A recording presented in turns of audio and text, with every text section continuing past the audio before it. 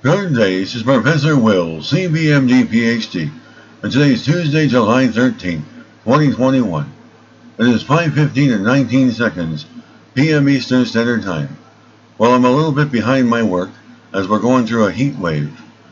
Well, today's research is on the human genome, so let's hop to it here. Human environmental genome recovered in the absence of skeletal remains. Date July 12, 2021. Source: University of Vienna. Ancient sediments from caves have already proven to preserve DNA for thousands of years. The amount of recovered sequences from environmental sediments, however, is generally low, which complicates analysis. A study has now successfully retrieved 3 mammalian environmental genomes from a single soil sample of 25,000 years BP, obtained from the cave Sapserblia in the Caucasus, Georgia. The cave of Sapserblia was inhabited by humans in different periods of the Paleolithic.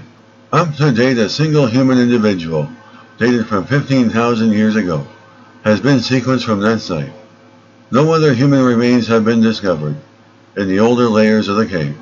Researchers permit the identification of DNA in samples of environmental material by employing extensive sequencing and huge data analysis resources.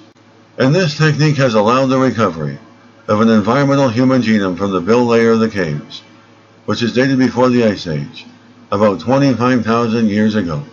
And this new approach has evidenced the feasibility of recovering environmental human genomes in the absence of skeletal remains.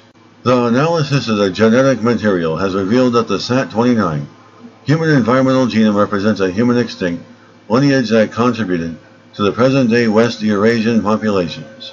And to validate the results, the researchers compared the recovered genome with the genetic sequences obtained from bone remains of the nearby cave of drwillphd, obtaining definitive evidence of genetic similarities.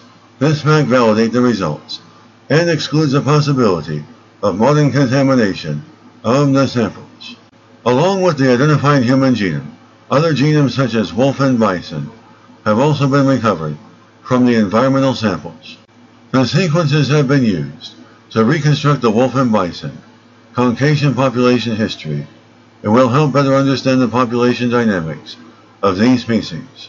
The team now plans to perform further analysis of soil samples from the cave of Sapserblia with the objective of revealing interactions between extinct fauna and humans with the effect of climate changes on mammalian populations. The ability to recover DNA from soil samples allows us the reconstruction of the evolution of whole past ecosystems. Good day, this is Professor Will, CBMD PhD, on microbiology, bioinformatics, and pathophysiology. This video was created for educational purposes only. Hope you enjoyed listening. Until next time, have a great day.